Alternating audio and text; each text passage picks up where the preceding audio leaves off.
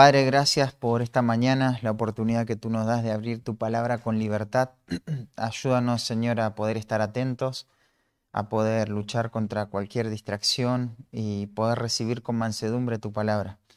Padre, cuando tu palabra es abierta y predicada con fidelidad, cuando podemos entender las implicaciones que la intención original del autor quiso transmitir, estamos escuchando tu voluntad, estamos escuchando tu voz, Señor. Eso es tu revelación especial. Y en esta mañana queremos tener un corazón manso, ese corazón que produzca, que sea fértil, Señor, que reciba tu palabra y que podamos gozarnos con el fruto y toda la gracia que traes a nuestra vida a través de tu palabra. No pretendemos escuchar cosas que nos hagan sentir bien. Nuestra expectativa es la verdad, Señor. Queremos escuchar tu voz y hay cosas que probablemente tengamos que corregir en nuestro corazón y que van a chocar, van a confrontar nuestra vida, Señor. Pero hay cosas que también nos van a dar ánimo, firmeza, consuelo y que tu palabra pueda hacer todo eso, Señor. Tu palabra es viva y eficaz. Y tu palabra puede describir nuestra situación mejor de lo que aún lo haríamos nosotros, Señor. Así que confiamos en eso, Padre. Guíame, Señor, en este momento. Gracias por la preparación previa. Y, Señor, te pido que me sostengas durante el estudio y aún después del estudio, Señor. A cada uno, Señor, de los que estamos acá, Señor. Lo que vamos a hacer después de que terminemos este tema va a ser clave, Señor, para nuestra santificación, para nuestra obediencia a ti. Así que te pedimos que nos guardes del pecado, de caer incluso en las cosas que estamos diciendo que no hay que hacer, Señor. Te pido que tú nos sostengas. Gracias, Señor, nuevamente por esta oportunidad y también por el clima, Señor. Son detalles que tú nos regalas para que podamos estar más cómodos al escuchar tu palabra. En el nombre de Jesús, amén. Bueno, estamos estudiando la carta de Filemón y llegamos al final, los últimos versículos, a partir del versículo 21 hasta el versículo 25, vamos a estar estudiando hoy. Y déjame recordarte un poco la trama y el flujo, la progresión del pensamiento del autor hasta acá. Pablo escribe dos cartas a la ciudad de Colosas, una general, y la conocemos, es a la iglesia de Colosenses, y la otra de tono personal, va dirigida a este lugar, pero específicamente a una persona, y es Filemón. Aunque es una carta personal, toda la iglesia va a ser testigo de cómo el destinatario original va a responder ante esta carta. Así que tiene un aspecto personal, general también la carta. En la carta se puede ver cómo Pablo va a tomar la iniciativa en lo que sería la resolución de conflictos, ¿no? Filemón, quien es el receptor de la carta, se había convertido a Cristo. Probablemente dijimos que él se haya convertido mientras Pablo desarrollaba su ministerio en Éfeso, aunque él era residente de Colosas, ¿no? Deducimos que era un hombre pudiente, ya que había una iglesia que se reunía en su casa y al menos tenía un esclavo que se menciona en esta carta. Este esclavo que se menciona había agraviado a la familia, probablemente se haya robado algún bien y luego huye a Roma. Y no estamos seguros cómo pasó, pero en su estadía en Roma se encuentra con el mismo apóstol Pablo, quien los va a llevar a los pies del Señor.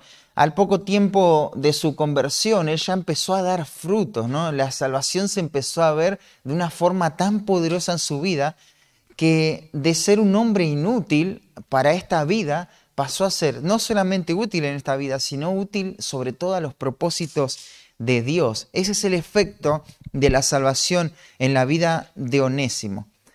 Pero había algo en cuanto al pasado que había que resolver, y era el problema que había tenido con su amo de quien había huido. Así que Pablo lo va a enviar a que resuelva este problema, lo va a enviar acompañado de Tíquico, quien lo va a alentar en el camino y va a llevar las cartas a la iglesia de Colosenses, de Efesios, de Filipenses, incluso a Filemón. No solamente lo va a mandar a Onésimo a hablar con Filemón, sino que le va a dar esta carta. Esta carta que estamos leyendo, estos 25 versículos, era la carta personal a Filemón. Y esta carta ha sido muy valiosa, no solamente para Filemón, para la iglesia en Colosas, sino para todo el pueblo de Dios, ¿no? A lo largo de la historia, este tema del perdón ha sido de vital importancia y cuando lo consideramos seriamente podemos sacar la conclusión de que no hay relación sana en el pueblo de Dios sin este elemento del perdón. No se puede, porque la Escritura dice que todos ofendemos muchas veces, ¿no? Si alguno no ofende en palabra, este es varón perfecto, pero no hay persona perfecta, así que ofendemos y se requiere el perdón y la reconciliación. Y déjame mencionarte o refrescarte algunos conceptos en cómo definimos el perdón. Y dijimos que perdonar es una decisión unilateral, o sea, no depende de otros. Por eso es un regalo de la gracia. Es algo que yo otorgo.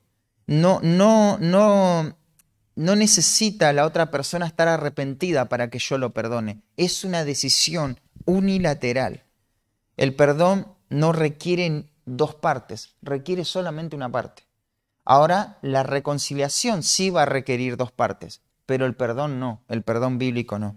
Y para eso vimos tres palabras griegas que la Biblia menciona frecuentemente en cuanto a este tema del perdón. La primera fue afiemi, era la palabra griega, y esto nos habla de que el perdón es la cancelación de una deuda. El perdón, en ese contexto, es un mandato para todo aquel que ha sido perdonado. El perdón nace de un corazón misericordioso y el perdón no depende del arrepentimiento del ofensor. Todo eso lo puedes ver en la parábola de los dos deudores, ¿no? Cada uno de estos elementos. Pero la segunda palabra que vimos era apolúo.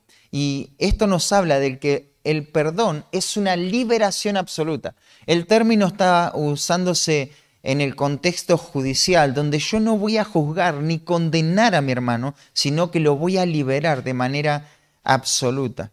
Así que el perdón genuino no va a mantener al hermano preso ahí, prisionero de la ofensa.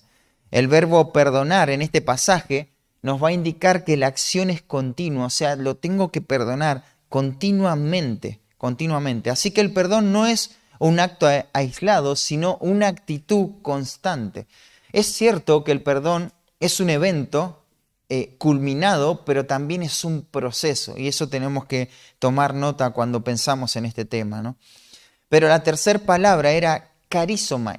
Esta palabra te tiene que sonar de caris, es gracia, esto es bondad. El perdón es una muestra de bondad, hermanos. Cuando vas a Colosenses y podés ver esta palabra en ese contexto, vas a notar que el perdón es un acto de gracia otorgado gratuitamente. O sea, yo otorgo el perdón gratis. No me tienen que pagar para que yo los perdone. Eso es lo que el texto nos enseña. Pero a su vez, el perdón es una evidencia de que el creyente ahora se está revistiendo como escogido de Dios. Está tomando su ropa, su identidad, lo que Él es. Y claro, Él se viste como Dios es, ¿no? Dios es misericordioso y perdonador, así que Él va a reflejar ese carácter y eso es glorificar a Dios. El perdón es un compromiso de responder con gracia ante la ofensa. Eso es el perdón. Y dijimos también que cuando estamos perdonando en este sentido, hacemos una promesa que comprende tres aspectos, ¿no? En primer lugar, prometemos no volver a sacar a colación la ofensa ni usarla en contra del ofensor. La única razón para sacar a luz la ofensa tiene que ver con el propósito de la reconciliación. Si es necesario poder hablar de esa ofensa, pero no acusar al ofensor con esa ofensa. Nunca más se va a hablar de esto. Pero también no hablar con otros ni murmurar para difamar al ofensor. Esto tiene que ver con la murmuración, ¿no? Siempre en el contexto del perdón está esta tentación de murmurar por aquellas cosas que me ofendieron y que me hicieron sentir mal. Quizá la persona no la acuso, pero digo todo lo mal que hizo. Pero a su vez, el perdón no solamente que promete no acusar al ofensor, no hablar, no murmurar, sino no volver a mencionar, ni siquiera adentro mío, ¿no? No darle vueltas en mi mente a la ofensa. Y dijimos, no voy a reproducir mentalmente el video de tu pecado. ¿Para qué? Para saborear cada detalle de tu ofensa. No voy a estar pensando en eso. Y un autor, un escritor bíblico, un escritor de comentarios bíblicos, decía al respecto: reproducir la ofensa de un hermano, su pecado, es tan grave como estar teniendo un pensamiento lujurioso. Imagínense, ¿no? Así que es no acusar al hermano, no murmurar contra el hermano, pero ni siquiera pensar en eso, ¿no? Claro que no perdemos la memoria, pero podemos luchar contra esos pensamientos y poner la verdad ahí. Y en cuanto a la carta, ¿cómo se fue desarrollando? Bueno, en primer lugar, el primer estudio hablamos de quiénes están involucrados en el perdón. Y llegamos a la conclusión de que el perdón es un asunto personal, familiar, pero también eclesial. Abarca y afecta a todos en mi entorno. Luego vimos la gratitud del apóstol por alguien que es capaz de perdonar, ¿no? Y esas características que tiene esta persona. Pero en la siguiente sección, Pablo demostró que el perdón es un asunto urgente. No hay tiempo que perder. Asimismo, tiene que ser una prioridad en nuestra vida. No es algo que podemos postergar y tomarnos el tiempo ahí para reconciliar las relaciones. Hay que actuar de manera inmediata. Seguido a eso, Pablo después abarca este tema de los asuntos más difíciles pero necesarios en cuanto al perdón. Y eso estuvimos viendo el domingo pasado. Este tema de la providencia divina y el perdón. La providencia divina tiene que ver cómo Dios usa ese daño, esas heridas que me causaron para llevar un bien mayor, para llevarlos a un fin que tiene que ver con los propósitos de Dios. Dios usa todo para nuestro bien. Vimos también el asunto de la reconciliación y la restitución. Y hoy veremos, y esto vendría a ser la idea central del pasaje, cómo Pablo lleva el compromiso del perdón a la realidad del Evangelio. El último recurso del apóstol se halla en la identidad cristiana. Tenemos que perdonar por lo que somos. Y esa identidad cristiana se tiene que evidenciar en cosas prácticas, ¿no? Ahí les puse que el deber y la obligación del perdón bíblico tiene su fundamento en las marcas distintivas de la salvación. Es interesante porque Filemón tiene que perdonar a Onésimo tomando como base el fruto de su salvación. Por lo que manifiesta Filemón en cuanto a su salvación, esas van a ser las razones por las que ahora va a tener que perdonar a Onésimo. Tremendo. Con eso en mente vamos a dar lectura, a toda la carta. Es cortita y especial atención a partir del versículo 21. Dice así Filemón, el único capítulo que tiene, versículo 1. Pablo, prisionero de Jesucristo, y el hermano Timoteo, al amado Filemón, colaborador nuestro, y a la amada hermana Apia, y a Arquipo, nuestro compañero de milicia, y a la iglesia que está en tu casa. Gracia y paz a vosotros, de Dios nuestro Padre y del Señor Jesucristo.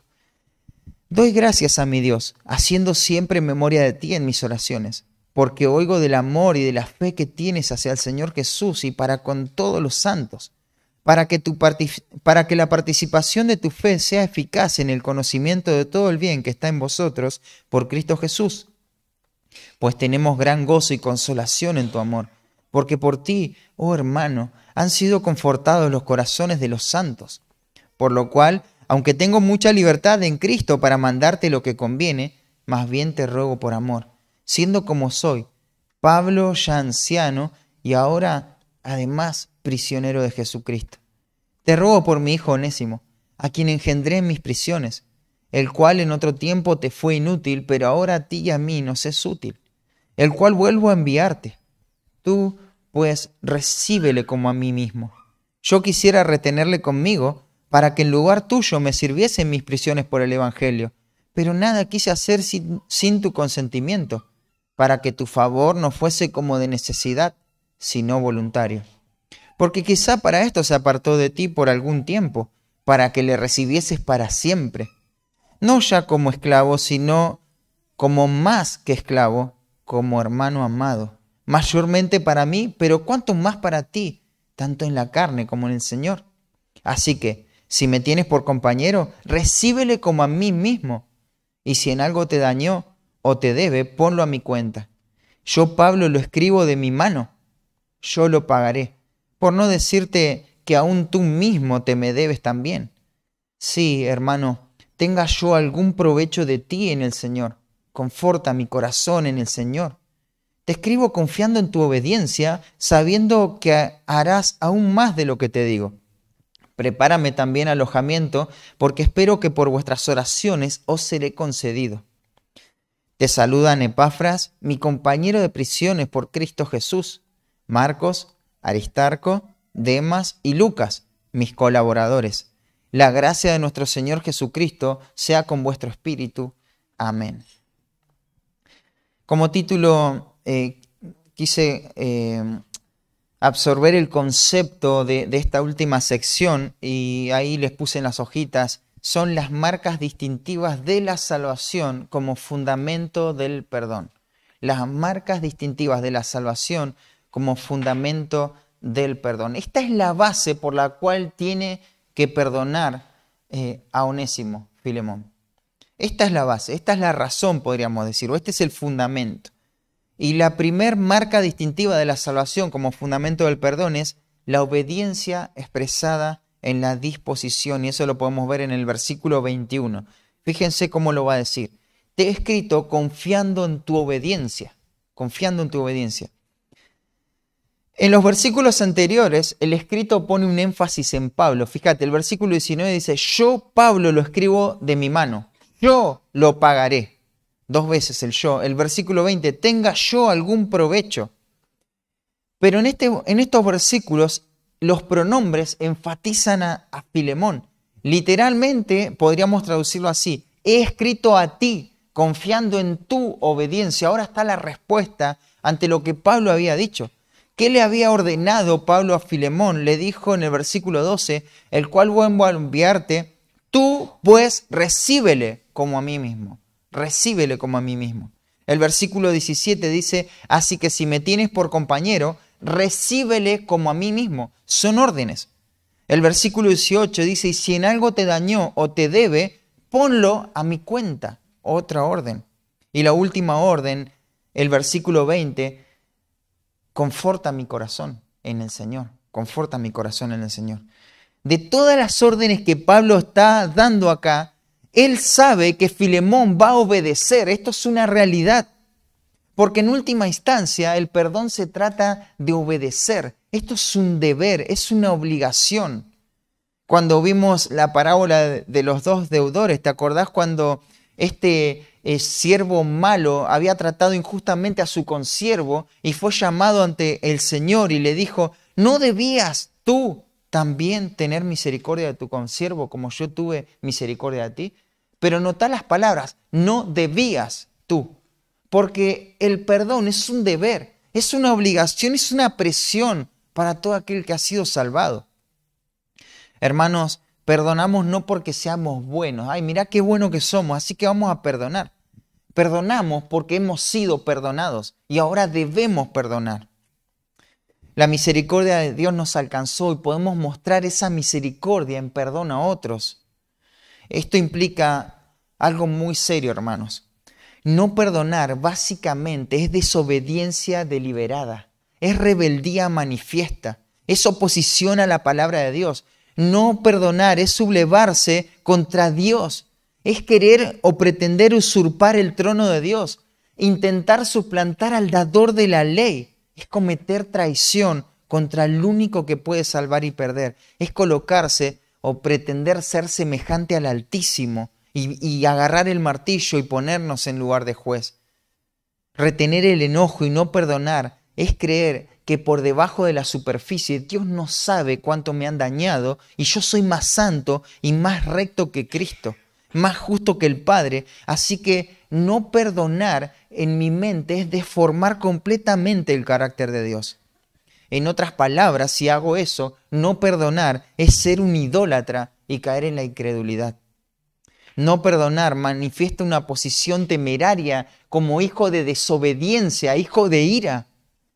Además, cuando no perdono, esta falta de perdón, lo que hace es encerrarme tras las rejas del pasado, retener la amargura, dejar vivo el dolor, tener la herida abierta, ¿no?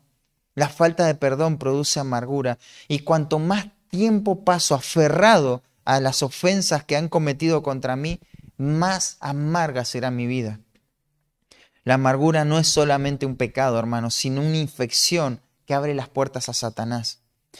Un comentarista dijo que no es exagerado afirmar que gran parte del terreno que Satanás gana en nuestra vida es debido a la falta de perdón. Y aún más allá de todos los beneficios que pueda traer el perdón y las consecuencias negativas que trae la falta de perdón, perdonar es obedecer a Dios. Sin importar si esto atenta contra mis derechos, contra mi bienestar, Dios debe ser obedecido. Dios debe ser obedecido. La obediencia a Cristo, hermanos, es fruto de nuestra salvación. Es darle a Dios lo que por derecho a Él le pertenece. Hemos sido salvos para obedecer. Nuestra identidad está basada en la obediencia. Cuando vos mirás ahí películas de guerra donde los soldados obedecen estrictamente y de manera incondicional, aún poniendo en riesgo su vida a sus superiores, a vos como hijo de Dios no te sorprende. Porque tu obediencia a Cristo, el compromiso de tu obediencia a Cristo, es superior a cualquier relación subordinada de este mundo. O sea, nosotros obedecemos de manera más estricta las demandas de Cristo. Ahí en 1 Pedro 2:1 dice, elegidos según la presencia de Dios para obedecer y ser rociados con la sangre de Cristo. Hemos sido elegidos para esto, para obedecer. Ese es el propósito de nuestra salvación. La obediencia. ¿Te acordás lo que dice Filipenses 2:12? Por tanto, amados míos, como siempre habéis obedecido. Habéis obedecido. No como en mi presencia solamente, sino mucho más ahora en mi ausencia, ¿no? Acá en ese texto no se ve la obediencia como una orden. El creyente tiene que obedecer, sino como una realidad continua en la vida del creyente. Ustedes siempre han obedecido. Pero la obediencia no está condicionada por la presencia de Pablo. No es que mientras Pablo estaba ahí mirándolos, los filipenses obedecían y cuando él se iba, bueno, se manejaban de otra forma, ¿no? Hacían cosas que no harían frente a él. El creyente genuino obedece genuinamente sin importar quién está en el contexto o quién deja de estar. Él sabe que le debe obediencia a Cristo, así que se comporta de la misma manera. En Romanos capítulo 12, versículo 17 al 18 dice, pero gracias a Dios que aunque eras esclavo del pecado, habéis obedecido de corazón a aquella forma de doctrina en la cual fuisteis entregados. Esto es el creyente, hermanos. Somos obedientes, somos obedientes. Como creyentes todos tenemos que obedecer. No tenemos opción. Desde el más chico hasta el más grande tiene que obedecer. Desde el recién convertido hasta el que lleva décadas desde su conversión, tiene que obedecer. Nadie tiene permitido desobedecer. Nadie tiene excusas válidas para desobedecer. Nadie tiene excepciones para desobedecer. No es que te ganaste un cupón de desobediencia válido y ahora podés desobedecer en lo que quisieras. Nuestra vida se trata de obediencia. Eso es lo que somos. Hermanos, todo comenzó en la obediencia al Evangelio. En contraste con las personas que van a ser destruidas eternamente, excluidos de la presencia de Dios, que ellos, ¿qué hicieron? No conocieron a Dios y desobedecieron al Evangelio. Y eso lo puedes notar ahí en 2 de Tesalonicenses capítulo 1, versículos 6 al 9, y te lo leo. Porque es justo delante de Dios pagar con tribulación a los que os atribulan, y a vosotros que sois atribulados, daros reposos con nosotros, cuando se manifieste el Señor Jesús desde el cielo con los ángeles de su poder, en llama de fuego para dar retribución a los que no conocieron a Dios, ni obedecen el Evangelio de nuestro Señor Jesucristo, los cuales sufrirán pena de eterna perdición, excluidos de la presencia de Dios y de la gloria de su poder.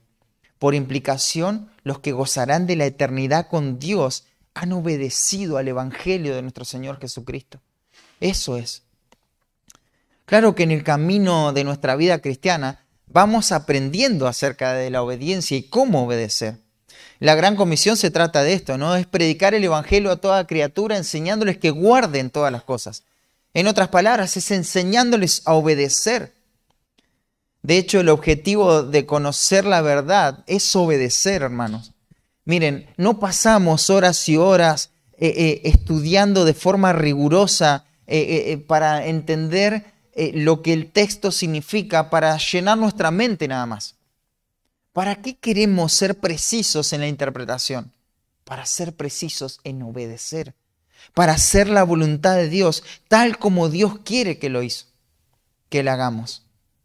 Este hombre que obedece la palabra que va entendiendo, este es el hombre prudente que edificó su casa sobre la roca. ¿Te das cuenta? No va a experimentar la ruina del insensato, del necio. Es el bienaventurado del que habla Santiago, que mira atentamente la perfecta ley, la de la libertad, y persevera en ella. Pero él es hacedor de la obra. La obediencia va a caracterizar al creyente. Eso es. Dice, te he escrito confiando en tu obediencia. No hay duda. Vas a obedecer. Recíbelo, te he escrito confiando en tu obediencia. Vas a perdonar. Así que en esta mañana no hay rodeos con el tema del perdón. No hay más razones, no hay más argumentos, no hay algo emotivo acá. Llegando a la quinta sesión sobre este tema, la prescripción es esta: vas a perdonar. Estoy seguro que lo vas a hacer, porque estoy seguro quién sos. Vos sos un hijo de Dios, entonces vas a obedecer y vas a perdonar. Debes hacerlo. Estamos seguros de eso, porque profesás salvación y sin duda vas a obedecer. Porque tu respuesta lo único que va a manifestar es quién eres. Quizás estás pensando, pero no es fácil, ¿no? Y nadie dijo que fuera fácil, ¿no? Quizás estás pensando, no sabes el daño que me causaron, cuánto me hirieron. No estoy diciendo que lo sepa alguien acá. Pero estoy seguro de quien nos manda a obedecer, quien nos manda a perdonar, sí sabe eso. Y te aseguro que lo ofendimos deliberadamente. La paga de nuestros pecados requirió la muerte de su hijo inocente. Así que no hay opción. Hermanos, es muy simple esto. O vamos a obedecer o vamos a traicionar a Cristo. Es así. No hay otra alternativa. No hay una tercera alternativa. No podés postergar el perdón. Y eso nos va a conducir a la amargura. Miren, es incompatible tener amargura y alabar a Dios. Así que si vamos a adorar a Dios es porque vamos a obedecer a lo que Él nos dice, porque es lo que somos. Pero además vamos a expresar esa obediencia con disposición. No lo vamos a hacer de mala gana.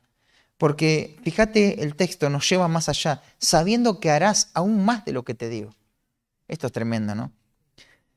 Hay muchas posibilidades de lo que esto puede implicar. Algunos comentaristas proponen, como por ejemplo, la emancipación de Onésimo, o que Filemón le dé la oportunidad a Onésimo de servir activamente en el ministerio.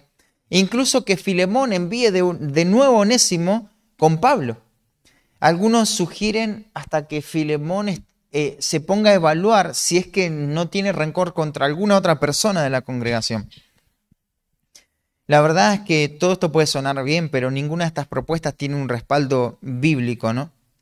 No están mal, pero no podemos sacar del texto eso. Lo único certero que vemos acá es la disposición de Filemón a dar más pasos en cuanto a la obediencia, en ir más lejos con lo que tiene que hacer. Pablo sabe que no puede prever cada detalle en cuanto a la reconciliación, pero está seguro que Filemón va a tratar el tema de manera adecuada.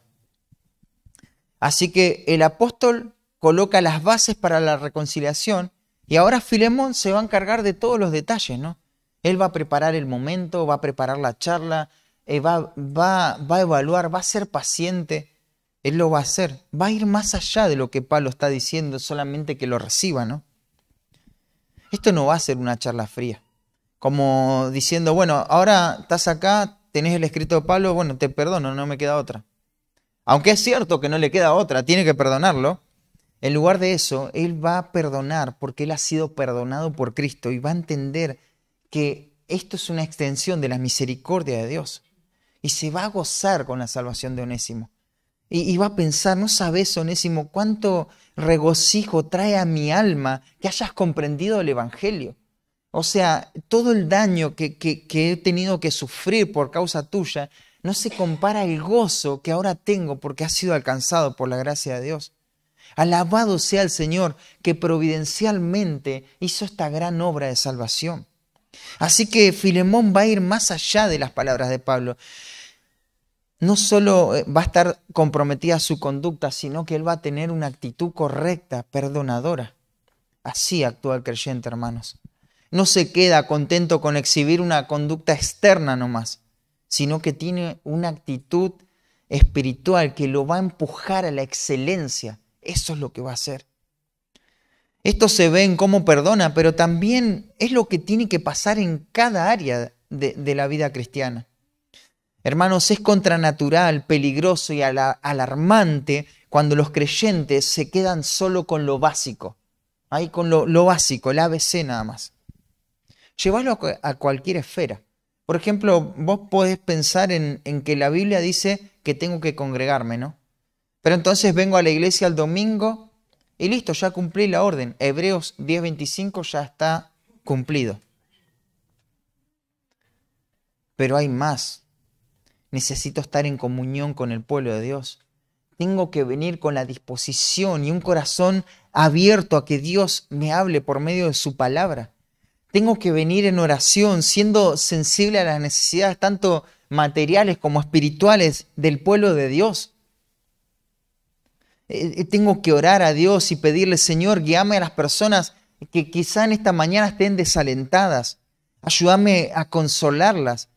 Si alguien necesita ser corregido, úsame para que con amor pueda exhortar a mi hermano. Señor, si traes a una persona que no te conoce, guíame a predicarle el Evangelio, que pueda ser provechoso en esta oportunidad cuando el pueblo de Dios se congrega. Señor, cuando veas cómo canta tu pueblo, que yo pueda alabarte con un corazón sincero, de manera fervorosa, que tenga reverencia, temor al escuchar tu palabra. Señor, que todo lo que pase en medio de la reunión, que no se diluya en charlas vanas y superficiales cuando termina la reunión. Ayúdame a afirmar tu palabra en mi corazón, que no se pierda nada de lo que vos preparaste para mí. Así que vos podés decir, bueno, ya vine a la iglesia, ya obedecí, pero podés ir más allá, no quedarte con solo vine a la iglesia y obedecí, sino con todo eso que te estoy diciendo. Eso lo tenemos que transferir a cada área de nuestra vida cristiana, hermanos. Si tenemos la oportunidad de servir, venís a limpiar, y a veces es cierto, venimos con el tiempo justo. Pero si cada vez que venimos nos remitimos a un horario y a esta hora nada más, y no nos estiramos por más, es algo básico, ¿no? Y así no tiene que actuar el creyente. Decime lo que tengo que hacer y ya está, ya lo hago y ya cumplí. No es así. Tenemos que tener una disposición, una actitud, ¿no? para servir al Señor. Muchas veces se puede ver que cumplimos, pero el apóstol Pablo le dice a Filemón, sabiendo que harás aún más de lo que te digo. Claro, esta implicación no es exclusiva del perdón, la integra en el perdón, pero es característica del Hijo de Dios. Hay algunas preguntas que deberíamos reformular en base a esto. No deberíamos preguntarnos bueno, ¿cómo sacamos esto adelante con lo mínimo indispensable? No, hermanos. Cada cosa que hacemos tiene que ser lo mejor posible que esté a nuestro alcance. Lo mejor, lo más excelente para el Señor. Claro, lo que esté a nuestro alcance, no vamos a ser irrealistas, ¿no? Pero siempre tenemos que pensar en lo mejor. No en lo mínimo. No, lo mejor que podamos hacer. Pero volviendo a la aplicación necesaria, el perdón es esto. Es ir más allá. No es solamente cancelar una deuda, liberar a la persona, sino mostrar bondad, revestirnos de nuestra identidad. Te libero de la culpa. No me debes nada, pero tengo esto para vos. Tengo un regalo para vos. ¿Y qué regalo es? La misericordia de Dios, la gracia de Dios. Eso puede ser mostrado de muchas maneras, ¿no? Pero eso es lo que necesitamos entender. Por eso el perdón involucra esto, ¿no? De sabiendo que harás aún más de lo que te digo. Así que las marcas distintivas de la salvación como fundamento del perdón, en primer lugar, la obediencia expresada en la disposición. En segundo lugar, el amor práctico expresado en la hospitalidad. Dice, prepárame también alojamiento, porque espero que por vuestras oraciones os seré concedido. Y vos te parás y decís, ¿qué tiene que ver el hospedaje con el perdón? ¿Qué tiene que ver esto, no?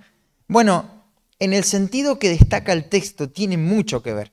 Porque Pablo está poniendo el perdón como un deber y una obligación de los que han ido en fe y arrepentimiento a Cristo. Antes había mencionado la obediencia como esa marca y ahora coloca el ser hospedador como una manifestación práctica de lo que es un hijo de Dios. Tanto obedecer como hospedar son fruto natural de la salvación. La hospitalidad, hermanos, es una demostración de la fe salvífica. Claro, vale aclarar que nada de lo que Pablo dice acá es causa de la salvación. Esto no te hace salvo. Cada cosa en rigor es el efecto de la salvación operando en la vida de una persona.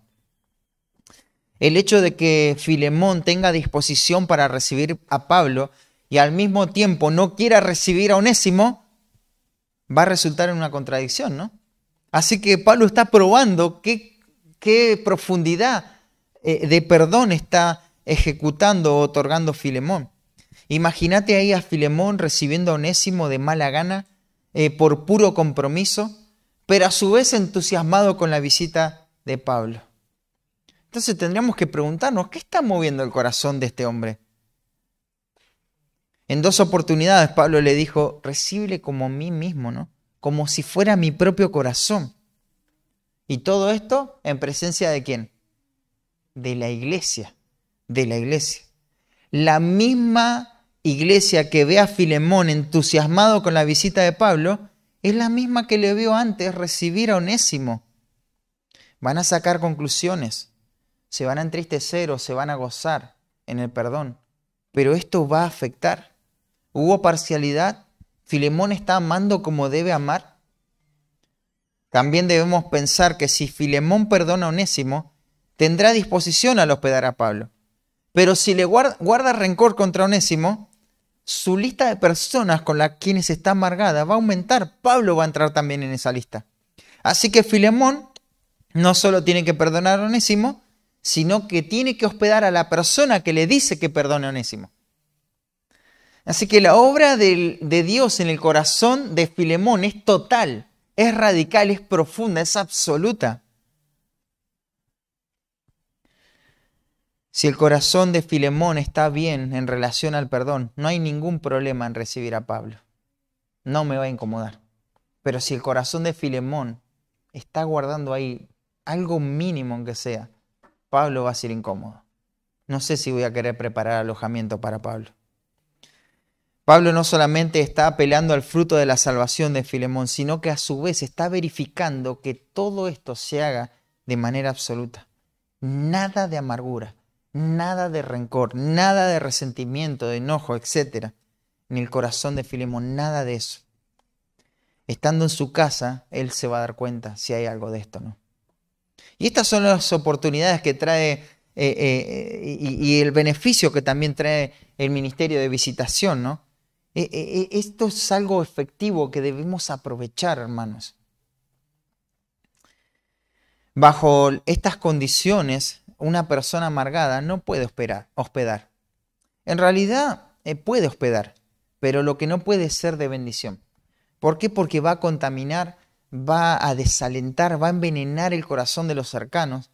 Así que en este contexto, el hospedar no es solamente preparar una cama, un plato de comida, tiene que ver con el perdón, con una evidencia del perdón, pero a su vez con una evidencia de la salvación.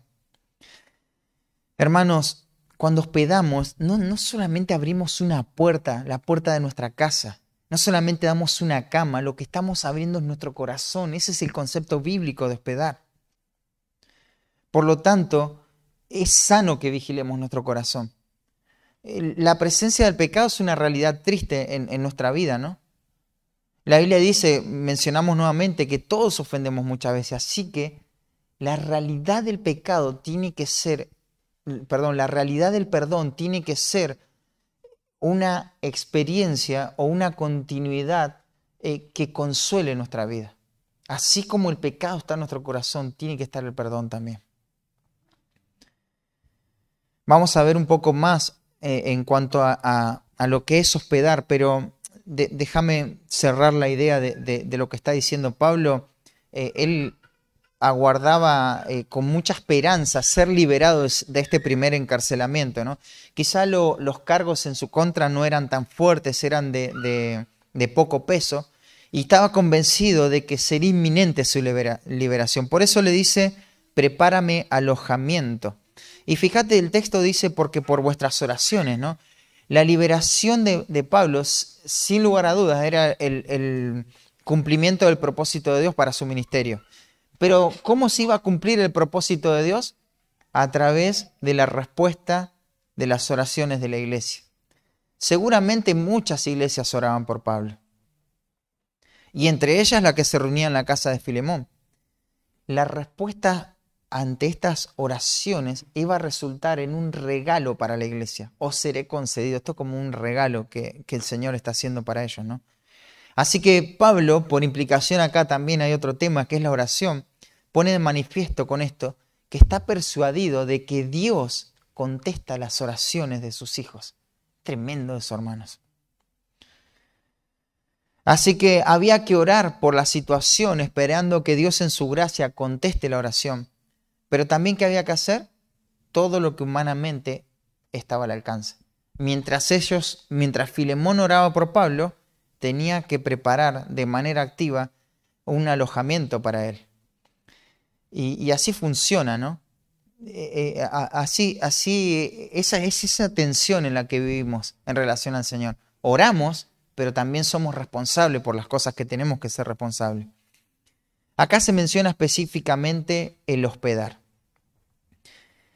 Y hablemos un poquito en cuanto a esto, porque dije, esto es una evidencia expresa de la salvación. O sea, el hecho de ser hospedador, eso demuestra que yo soy salvo también. Demuestra, no me hace salvo, pero manifiesta eso. Quizá no escuchaste muchas veces en cuanto a esto, pero esto es muy importante en el Nuevo Testamento y también en el Antiguo Testamento. Algunos dicen que la atención a los visitantes era proverbial entre toda esta cultura oriental. Pero la ética cristiana y la relación fraternal entre creyentes hacía que esto se intensifique de forma efectiva, ¿no? Acompáñame ahí a Romanos capítulo 12, versículo 11 y 13. 11 al 13 dice, en lo que requiere diligencia, no perezosos, fervientes en espíritu, sirviendo al Señor. Fíjate lo que dice ese texto. Es muy conocido ese pasaje. En lo que requiere diligencia, no perezosos, fervientes en espíritu, sirviendo al Señor. Algunas cosas requieren diligencia, requieren que le prestemos atención, no hay lugar para la pereza. Y tenemos que servir al Señor con estas cosas que requieren diligencia. Después dice, gozosos en la esperanza, sufridos en la tribulación, constantes en la oración. De esa forma servimos al Señor, compartiendo para las necesidades de los santos, practicando la hospitalidad. Fíjate, la hospitalidad requiere diligencia, mucha diligencia. No hay lugar para la pereza. Y esto es servir al Señor, es ser hospitalario. A Filemón Pablo le va a decir, prepárame. El sentido tiene que ver con una planificación intencional, con ordenar las cosas para que un evento tome lugar. El tiempo del verbo sugiere que esto lo tiene que hacer de manera continua. No es dejar eso ahí y ya está. No, prepárame es una acción constante. Todo el tiempo él tiene que estar preparado para esto. Ya tiene que vivir de cara a esta acción, a hospedar, a ser hospitalario. No tiene que ver con una temporada de la vida, con circunstancias, sino con la realidad de lo que él profesó ser. Él profesó que era un hijo de Dios, así que ahora tiene que preparar esto. Va a requerir diligencia, servicio, mucha práctica. ¿Esto significa que siempre tenemos que tener ahí un asado en el freezer por si viene alguien? No, claro que no, ¿no? No significa eso. Pero tengo que hospedar de acuerdo a lo que tengo en ese momento. Lo que tengo que tener es un corazón abierto. También significa que tenemos que esforzarnos en reorientar nuestra vida y la toma de decisiones en base a esta práctica. Tenemos que esforzarnos mucho por esto. Sin transgredir los demás principios, ¿no? Que tienen que ver con la administración, con utilizar los recursos de forma adecuada. Sin pasar por alto un principio, tengo que incorporar esto a mi vida como parte de mi salvación. De esta forma expresamos nuestra salvación. Esto es tan importante, hermanos, que Pablo, ¿te acordás cuando le escribe a Timoteo? Timoteo estaba en Éfeso en ese momento y él les va a decir que tienen que ordenarse las cosas. Y en el capítulo 3 va a dar los requisitos pastorales. Un pastor tiene que tener estas características. Y en el versículo 2 dice, pero es necesario que el obispo sea irreprensible, marido de una sola mujer, sobrio, prudente, decoroso, hospedador y al lado apto para enseñar. O sea, el hombre que Dios va a llamar al ministerio no es que tiene que, estar ahí a mitad de camino en esto. Tiene que ser hospedador. Tiene que ser. Es un requisito. Y permítanme recordarles que lo que las escrituras estipulan para un anciano, para un pastor, al mismo tiempo los está demandando para toda la iglesia.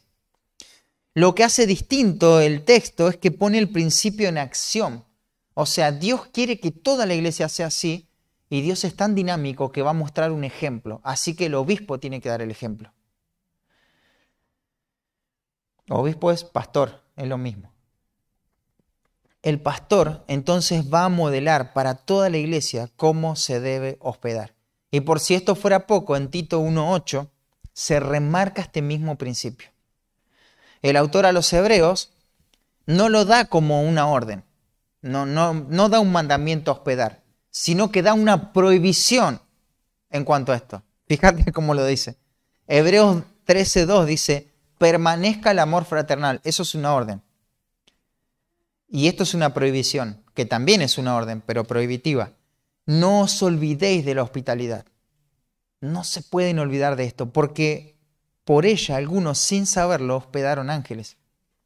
Esto no se tiene que olvidar. De otra forma, el amor fraternal con el que empieza el versículo 1, va a quedar comprometido. Hermanos, no tenemos idea a quiénes estamos hospedando muchas veces, ¿no? Muchas veces podés hospedar a alguien y después escuchás cómo el Señor está utilizando a esa persona. Yo lo tenía en mi casa, qué locura. ¿Viste? Y pasan esas cosas. No sabemos. Claro, no son ángeles, ¿no? Porque capaz comieron y un montón de cosas que te vas a dar cuenta que no son ángeles. Pero acá el punto es, no tenés idea cómo Dios puede usar a esas personas para llevar adelante sus propósitos. Y tenés que tener esa expectativa. Es tremendo lo que dice Pedro en relación a este tema. Fíjate ahí en 1 de Pedro, capítulo 4, versículo 8 al 9. 1 de Pedro 4, 8 al 9 dice, ante todo, tened entre vosotros ferviente amor. Ante todo, tened entre vosotros ferviente amor. Porque el amor cubrirá multitud de pecados. Hasta ahí son temas que estamos viendo en la carta de Filemón. Pero el versículo 9 dice, hospedaos unos a otros sin murmuraciones. ¿Notás ahí el amor, cubrir multitud de pecados, el perdón y la hospitalidad? Esas son cosas que están juntas.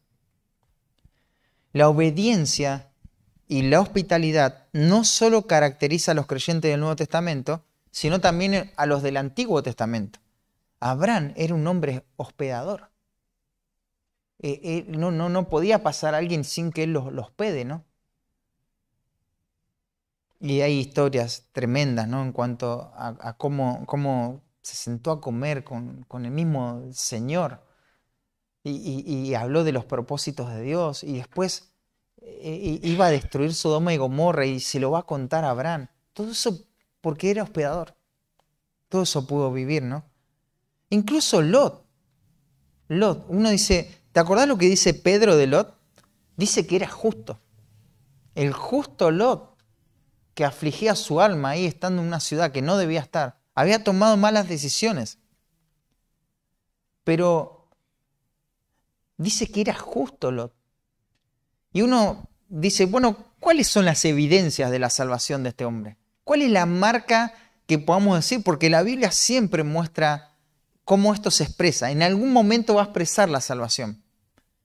Y cuando empezás a leer Lot, te empezás a quedar corto de versículos porque no encontrás un registro de su salvación. Sin embargo, él hospedó, ¿te acordás? En la ciudad de Sodoma, él hospedó personas, hospedó ángeles. Probablemente el autor a los Hebreos se esté refiriendo a Lot. Algunos sin saberlo hospedaron ángeles. Así que lo único que nosotros podemos ver como evidencia de la salvación en Lot es que era una persona hospedadora. Así que noten cómo un hombre como Lot, que tomaba malas decisiones de manera consecutiva, incluso él era hospedador, como manifestación de su salvación. O sea, si Lot tenía esta característica y la expresaba, nosotros creo que no estamos tomando tan malas decisiones como Lot, esperemos que no. Así que cuánto debemos exhibir esto también, ¿no? El hospedar es una prueba de que no vivo para mí mismo, de que puedo compartir, de que quiero que mi hermano sea beneficiado, de que deseo sostener a mi hermano. Nuevamente, una persona inconversa puede hospedar, puede dar un plato de comida, puede dar una cama, y hasta Dios puede usar eso de manera soberana, pero lo que nunca va a hacer un inconverso es edificar. Él no va a tener comunión con el hermano. Él va a ofrecer todo esto porque le gusta hacerlo, se siente bien y tiene con qué hacerlo, pero no va a sacar nada espiritual. Va a sacar historias, experiencias, un montón de cosas, pero nunca va a haber sustancia. Va a faltar gracia de Dios.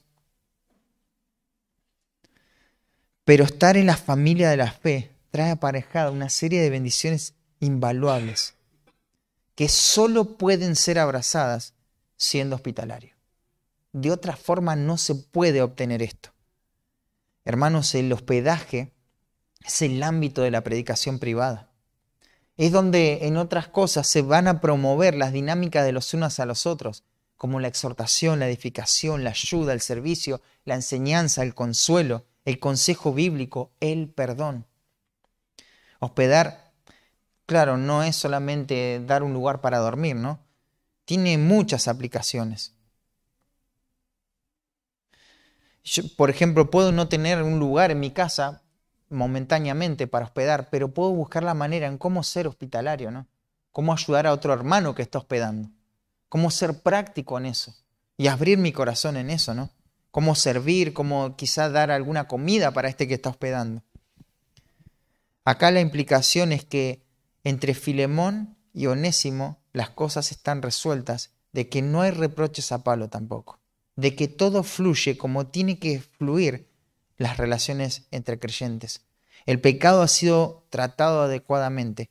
Significa que Dios está obrando en gracia para llevar adelante sus propósitos soberanos. ¿Saben, hermanos, una cosa más le digo en cuanto al hospedaje? Los historiadores inconversos analizan lo siguiente sobre el desarrollo del cristianismo. Ellos están asombrados por algunas características de los cristianos. Según los historiadores, el alcance del evangelio, el alcance del cristianismo se dio debido a que había muchas personas dispuestas a hospedar. Tremendo. Lo está diciendo un inconverso y no es una sola persona la que lo dice. Dicen que el cristianismo en sus orígenes se desarrolló por la disposición de los creyentes que tenían para hospedar. Y es verdad, Dios utilizó la hospitalidad de los hermanos para llevar sus propósitos redentores. ¿Te imaginás cómo te puede usar a vos en esta área? ¿Te pusiste a pensar de qué forma práctica podés bendecir a otros creyentes hospedando? Quizá hoy no tenés, como te decía, espacio en tu casa, pero bueno, trabajá para eso, trabajá para obtenerlo. Y mientras tanto, hacé todo lo que esté a tu alcance para ayudar a personas que hospedan. Así que vimos las marcas distintivas de la salvación como fundamento del perdón, la obediencia expresada en la disposición, el amor práctico expresado en la hospitalidad, pero en tercer lugar, la comunión con otros creyentes. Versículos 23 y 24. Dice, te saludan Epafras, mi compañero de prisiones por Cristo Jesús, Marco, Aristarco, Demas y Lucas, mis colaboradores. ¿Por qué Pablo menciona a todas estas personas? ¿Qué tiene que ver este grupo de personas con el perdón?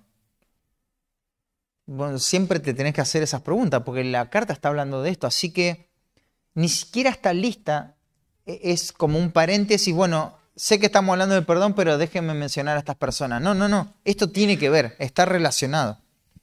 Primero, Filemón conocía a estas personas. Y también se relaciona con algo que vimos en el primer estudio. ¿Te acordás? El asunto del perdón y su efecto corporativo. Es personal, yo tengo que perdonar, pero mi decisión de perdonar o no perdonar va a afectar para bien o para mal a la comunidad de creyentes. Por otro lado, y en línea con los demás puntos, este versículo también responde a la realidad de nuestra fe. Mira, la vida cristiana, hermanos, no se vive en aislamiento. Los creyentes no actuamos solos ni separados de otros. No se puede desarrollar una vida cristiana así. Pablo nombra a 5 de sus colaboradores conocidos por Filemón. Les hace ver que también eran responsables ante ellos. El no perdonar a Onésimo habría causado una gran decepción en estos hombres, ¿no? Que esperaban lo mejor de Filemón. Y ellos mismos tendrían que haber actuado y haber recurrido a la disciplina en su caso. Hermanos, todos los creyentes tenemos el deber y la necesidad de rendirnos cuenta. La vida en comunidad y sus implicaciones es inherente a los hijos de Dios. No se puede vivir aislado. Hay un texto ahí en 1 Juan capítulo 1, versículo 7, muy conocido. Lo usamos frecuentemente y sobre todo cuando le predicamos el evangelio a alguien, ¿no? Nada puede limpiar tus pecados, ninguna obra, solamente la sangre de Cristo, ¿no? Y usamos este texto para mostrarle a las personas que la sangre de Cristo es eficaz para el perdón de pecados. Y dice, pero si andamos en luz, como Él está en luz, tenemos comunión unos con otros y la sangre de Jesucristo, su Hijo, nos limpia de todo pecado. Esa palabrita "y" es una conjunción que va a equilibrar dos ideas. Va a poner como en paralelo dos ideas de la misma jerarquía. Y acá pone a la limpieza por la sangre de Cristo y a la comunión cristiana en la misma jerarquía gramatical. La limpieza, la eficacia de la sangre de Cristo para perdonar pecados y la comunión con los hermanos están en la misma jerarquía, según este texto. Hermanos, ningún creyente en el Nuevo Testamento vive su vida espiritual separada del cuerpo. No hay ningún caso que podamos registrar en la Biblia así. Esto destruye toda nuestra tendencia al individualismo, al egoísmo, al egocentrismo. Los creyentes no desaparecen del mapa. Imagínate, ni siquiera estando de vacaciones. No es que, bueno, ahora ya nadie sabe de ellos. No les fatiga esto. No les fatiga compartir la vida. No les es una carga tener que rendir cuentas, informar. Porque disfrutan de esto. Disfrutan de la comunión. Disfrutan del compañerismo. Porque están luchando contra su egoísmo, contra su individualismo. Entonces esto es lo natural. Matan el pecado de esta manera. Y esto, hermanos, no se trata de tener uno o dos referentes. Es vivir mi vida espiritual en comunidad. No es tener una persona nada más, es tener a la iglesia. Es tener a la iglesia. Y claro, hay personas específicas que voy a tener que rendir cuenta de manera específica, y eso está bien y tiene que ser así, porque eso también está en la Escritura, pero es cierto que también me debo un cuerpo. Y no estamos diciendo que es mejor vivir nuestra fe en comunidad, aunque lo es. No estamos hablando del beneficio de la madurez que trae esto, aunque también lo trae. Lo que estamos diciendo es que no se puede vivir la salvación en solitario. No se puede. No es más difícil. No se puede. No se puede, porque la Biblia no lo avala. Fuimos salvos para pertenecer al cuerpo de Cristo. Y hermanos, esto no es una idea abstracta. Pertenezco a la Iglesia Universal. No perteneces a la Iglesia Universal si no te asocias a una iglesia local. Porque en la Biblia nadie dice, yo soy de la Iglesia Universal. No, la iglesia de Éfeso, de Colosas, la iglesia de Tesalonicenses, iglesias con lugares específicos, una iglesia local. Así que debemos amar nuestra iglesia y buscar la dependencia en nuestra iglesia. Y ahora va a dar la lista de estos nombres. Te saluda Epafras, mi compañero de prisiones por Cristo Jesús. Epafras es mencionado 3 veces en el Nuevo Testamento. 2 veces en Colosenses y 1 vez en Filemón. Todo tiene que ver con la iglesia de Colosas. En Colosenses 1:7 dice, como habéis aprendido de Epafras, nuestro consiervo amado, que es un fiel ministro de Cristo para vosotros. Mirá lo que se dice de Epafras, ¿no? Un consiervo amado que es fiel ministro de Cristo para vosotros, para su iglesia, ¿viste? El versículo 12 dice del capítulo 4 de Colosenses, os saluda Epafras, el cual es uno de vosotros. O sea, Epafras era de la iglesia de Colosas, pero ahora estaba con Pablo. Dice que es siervo de Cristo. Siempre rogando encarecidamente por vosotros en sus oraciones, para que estéis firmes, perfectos y completos en todo lo que Dios quiere. Mirá la oración de Epafras, ¿no? Claro, Epafras entendemos que era el pastor también de la iglesia en Colosas.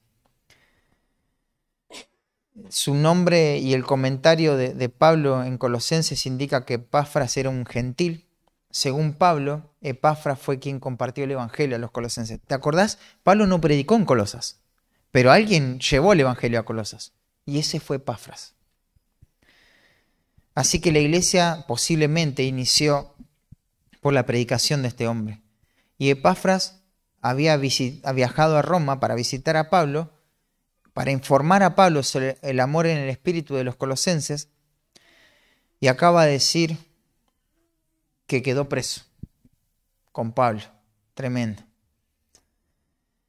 En la carta le va a contar a los colosenses cómo Epafras se preocupaba profundamente por el crecimiento espiritual y la madurez de ellos, ¿no? Dice, fíjate, Epafras literalmente dice el compañero de cárcel mío en Cristo Jesús. Eso dice en el versículo 23. Mi compañero de prisiones es mi compañero de cárcel. Pero había otros que estaban ahí. ¿Pero por qué se dice esto de Epafras, compañero de cárcel? Porque él también estaba preso. Seguramente estaba pagando el precio de servir al Señor. La tradición, esto no está en la Biblia, pero la historia cuenta que finalmente él regresa a Colosas, donde siguió siendo un siervo fiel a Cristo, y más tarde fue martirizado, fue asesinado. Se va a mencionar a Marcos también.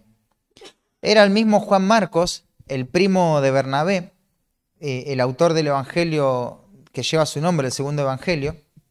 ¿Te acordás que había cometido un error en el primer viaje misionero de Pablo y que eso produjo una separación entre Pablo y Bernabé?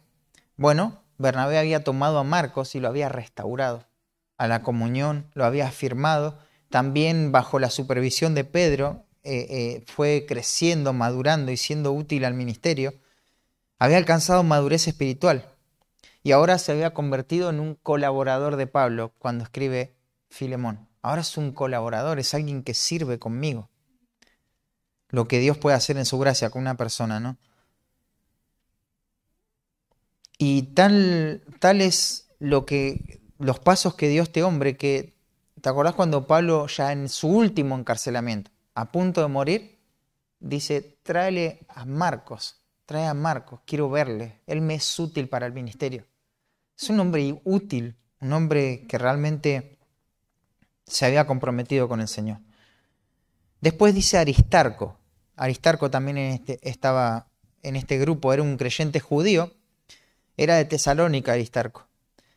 Y bueno, se había unido a Pablo y nosotros leímos ahí en Hechos 19, si no me equivoco, cuando hubo un problema en la ciudad de Éfeso y se habían precipitado algunos efesios porque, claro, Pablo estaba tirando abajo todo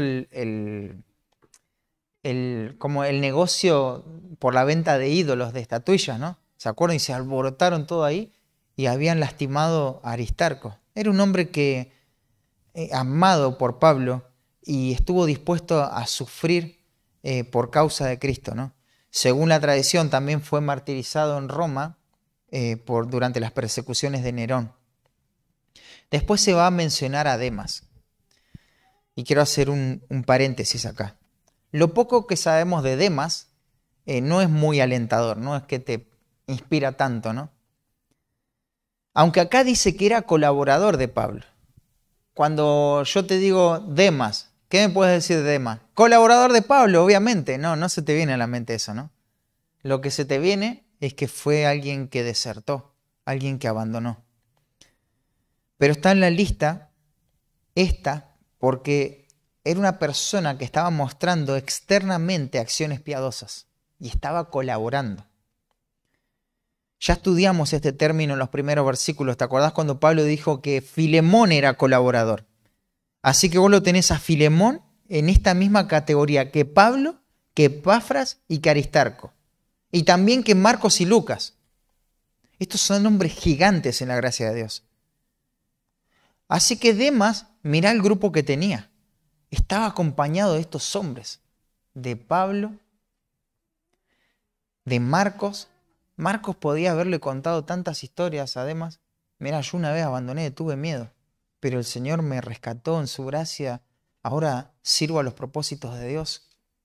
Aristarco, sí, mira, sufrimos, me golpearon, me hicieron esto, lo otro, pero ahí seguimos firmes. No hay que abandonar al Señor.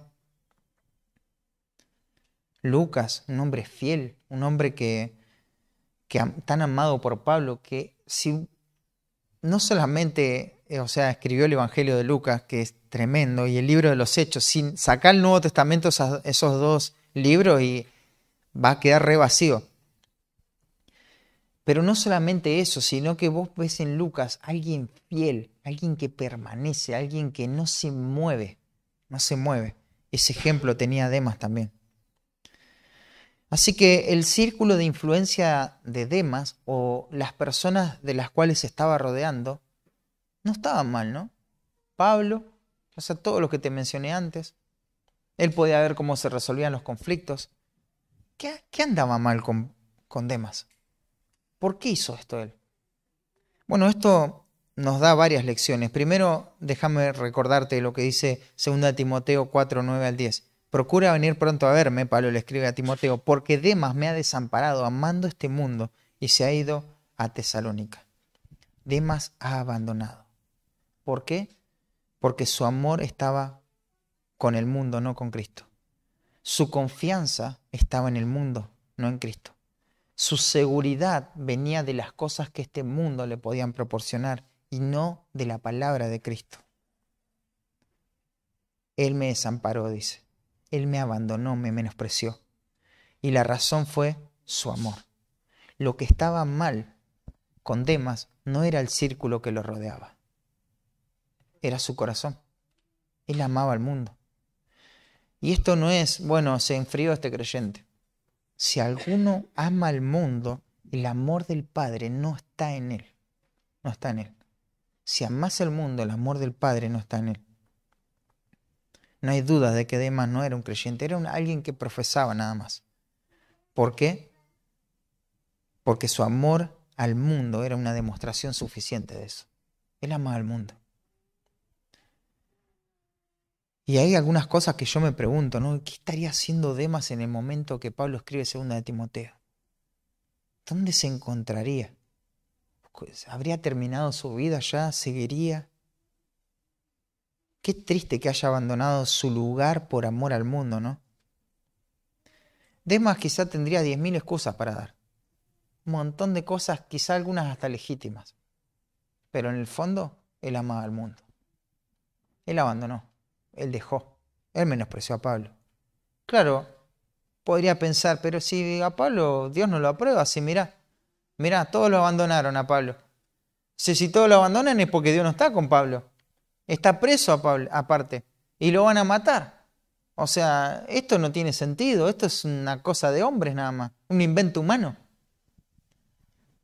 Y abandonó. No sé qué habrá pensado Demas. Lo que sí sé es lo que movió el corazón, el pensamiento de Demas, y era su amor al mundo. Abandonó a Pablo menospreciándolo, ¿no? Esto lo podemos aprender por el resto de la revelación bíblica. Aunque acá se dice que es un colaborador, yo creo que todo esto tiene que ver con... Claro, el Espíritu Santo, a su vez, es el autor de la Biblia, y él ya sabía toda la revelación bíblica. Y esto tiene que ver con que va a haber muchos Demas en nuestro contexto. Personas que van a estar expuestas a la verdad, al ejemplo, al testimonio, pero van a abandonar. ¿Y qué hay que hacer con los Demas? Hay que perdonarlos, porque está mencionado acá. Hay que perdonar a los demás. Claro que hay disciplina, hay un proceso, pero no hay opción tampoco, ¿no? En segundo lugar, no tenemos que confundir las bendiciones de Dios con lo que somos realmente. ¿Te acordás lo que le pasó al pueblo de Israel? En 1 Corintios capítulo 10 lo puedes ver. Todos los beneficios que tuvo el pueblo de Israel. La nube, la columna de fuego, el maná. Pero ¿qué les pasó a ellos? De los más de ellos no se agradó a Dios. ¿Y cómo terminaron? En incredulidad, murieron. Fueron arrastrados. Fue una tragedia, dice Pablo en Corintios. Perecieron por incredulidad. Así que si nosotros tenemos el beneficio de Dios, eso no es suficiente, hermanos. Eso no es suficiente, porque al final se va a demostrar lo que somos. Y vamos a abandonar. No confundamos las bendiciones de Dios con lo que somos. Podemos tener oportunidades incluso en el ministerio, de servicio, de ocupar, de hacer ciertas cosas. Es un privilegio de la gracia de Dios, no es una carga. Pero que eso no nos diga quiénes somos. Vos podés servir 10 años, 15 años, 20 años en un ministerio. Y al final se vas a saber lo que sos. Vas a abandonar. Vas a exponer tu egoísmo, tus pretensiones, todo tu pecado. Porque no nos tiene que confundir lo que hacemos con lo que somos. Tenemos que actuar en base a lo que somos, pero que no nos autoengañemos, hermano. Esto hace que nos cuidemos el corazón, ¿no? Hermanos, vamos a ir a la selva como iglesia. ¿Y qué significa eso? ¿Que Dios nos aprueba? No, tenemos que luchar contra el pecado, hermanos. Vamos a dar este paso re importante, ¿no? Pero tenemos que luchar contra el pecado. Que no creamos que porque tenemos ciertos beneficios de parte de Dios, Dios está probando nuestra vida, ¿no? Pero hay otra cosa, ¿no? Si estás sentado ahí en esa silla y vos ya sabés que no tenés amor a Cristo. Y sabés que no tenés amor a la iglesia. La pregunta es, ¿qué esperás para arrepentirte, hermano? Tenés que arrepentirte de todo corazón. Ya no hay más que decir, ya solamente tenés que arrepentirte. Hay un pasaje ahí en Miqueas 6:3 que dice, pueblo mío, ¿qué te he hecho? ¿O en qué te he molestado? Responde contra mí. ¿Qué razón encontrás en Dios para no entregarle toda tu vida? Y que Él sea el Señor de tu vida. Así que estos son los colaboradores de Pablo. Quedó Lucas ahí, seguramente lo ponen al final porque era la persona a la que le dictaban la carta, era el amanuense. Pero ahí están todos catalogados como colaboradores de Pablo. La comunión con otros creyentes es crítica para el desarrollo sano de nuestra vida espiritual. No somos una isla. Pero nuevamente no se trata de un beneficio, sino el sello distintivo del Hijo de Dios. El que anda en luz va a vivir en compañerismo con aquellos que han sido alcanzados por la gracia. Y al final termina la carta cerrando el tema con lo que necesitamos para poner en práctica todo esto, ¿no? ¿Y qué necesitamos? La gracia de Dios. Dice, la gracia de nuestro Señor Jesucristo sea con vuestro espíritu. Amén. Se necesita gracia, hermanos, para entender que el asunto del perdón es personal, familiar, eclesial. Se necesita gracia para exhibir las características de alguien capaz de perdonar. Se necesita gracia para depender de la providencia divina cuando me lastiman. Se necesita gracia para reconciliar las relaciones dañadas. Se necesita gracia para restituir el daño. Se necesita gracia para centrarme en el efecto que el perdón o la falta del perdón puede causar a terceros. Y por último, y sobre todas las cosas, se necesita de la gracia salvadora y santificadora para exhibir las marcas del Evangelio, que es obedecer, amar de manera práctica y disfrutar de la compañía de los santos. Padre, danos de tu gracia nuevamente para poder vivir esto, Señor. Hemos estado estudiando por 5 domingos acerca de este tema, reuniéndonos los martes, los jueves también, para seguir aplicando la verdad. Y cuánta gracia necesitamos en nuestros corazones, Señor. Ayúdanos, Señor. Ayúdanos a comprometernos, a dar los pasos y a tomar las decisiones necesarias, Señor, para aplicar tu verdad en nuestra vida, Señor. No permitas que esto pase desapercibido en nuestros corazones, Señor. Ayúdanos, Padre Santo. En el nombre de Cristo Jesús. Amén.